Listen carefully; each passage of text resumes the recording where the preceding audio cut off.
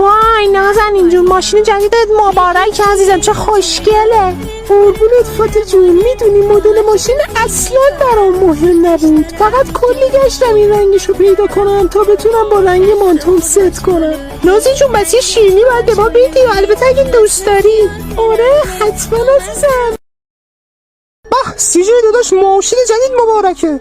قابل تو رو نداره داداش. البته من بیشتر به نیت سیستمش این ماشین رو خریدم. یک سیستم گولاخی داره که نگو. باندش برات بلرز آجی، فقط اینی که رو کاپوت گذاشتی چیه؟ داداش برای همچین سیستم گولاخی به یه منبع تغذیه خیلی قوی نیازه. منم از یه راکتور هسته‌ای استفاده کردم. بیا بریم نشونت بدم.